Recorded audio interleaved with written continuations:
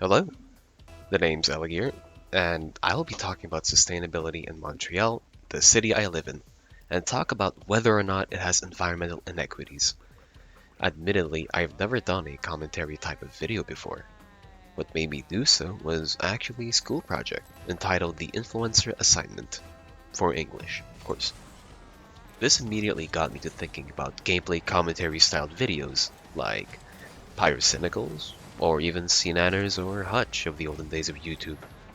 The gameplay in the background will be me playing some casual Rocket League ranked matches. Nothing too crazy. So, before diving in, let's begin proper and ask, what exactly is environmental equity? Well, going off of mobilizegreen.org, environmental equity describes a country or world in which no single group or community faces disadvantages in dealing with environmental hazards, disasters, or pollution. Ideally, no one should need extreme wealth or political connections to protect the well-being of their families and communities. According to the Environmental Protection Agency, or EPA, this can be split into two categories: fair treatment and meaningful involvement. The former mentions that no community shall be disproportionately affected by environmental crises due to law or policies, and the latter is about groups having a say, which is taken seriously, in the decisions that affect their health or environment.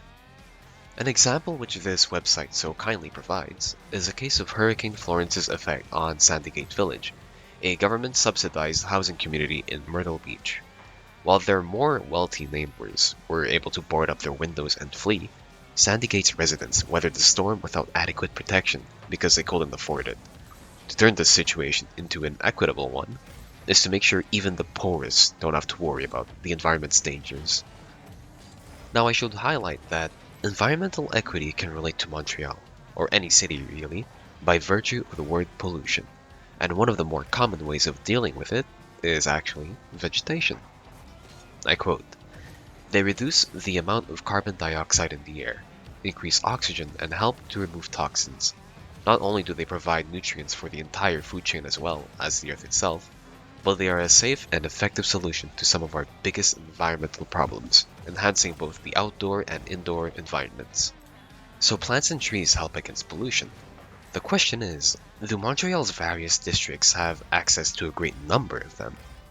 So, after all that prep, can I confidently say that Montreal is a sustainable city? Well, amongst most articles and documents I've read in the short time making this video, I've found many readings suggesting that, yes, Montreal is quite sustainable. I found articles and pages talking about Montreal's sustainability plans, how it's one of the best cities for sustainable transit, and even blog.montreal.org stating it's a leader in sustainable mobility and intelligent transportation. It's kinda cool how much praise it's getting. Honestly, it's come to a point where actively searching for a negative makes me feel like I'm cherry-picking facts just to say, see, there's no way in hell Montreal's perfect. Well, as a matter of fact, it isn't.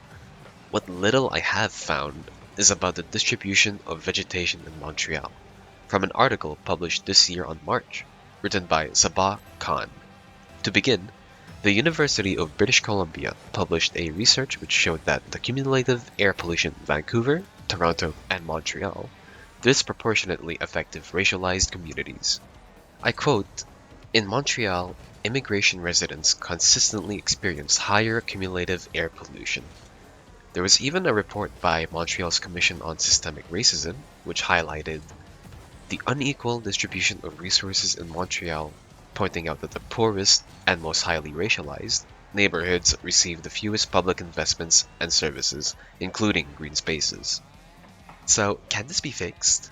In the article by Ms. Khan, it mentions that the report showing Montreal's unequal distribution of resources recommended the city to ensure territorial equity in green space creation, as well as parks and infrastructure maintenance.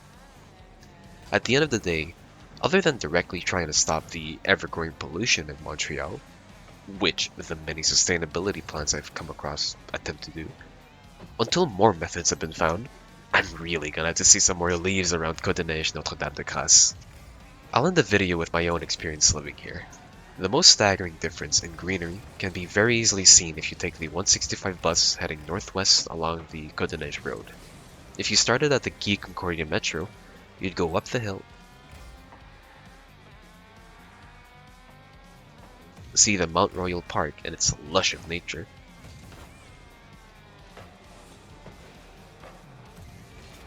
followed by a cemetery.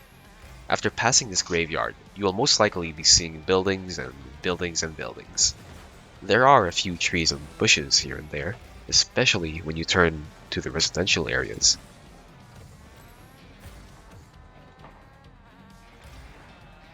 But the biggest 180 is when you go past the plaza and under the railway to enter Town Montreal, or TMR, and its absolute greenery. Go down further and you'll start to see nothing but houses and duplexes. No apartments in sight.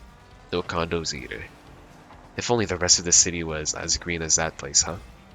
Maybe one day. We can only hope. And that's the end of the video. For anyone still watching, seriously, thank you so much for your time, and I hope you have a gracious day. Goodbye.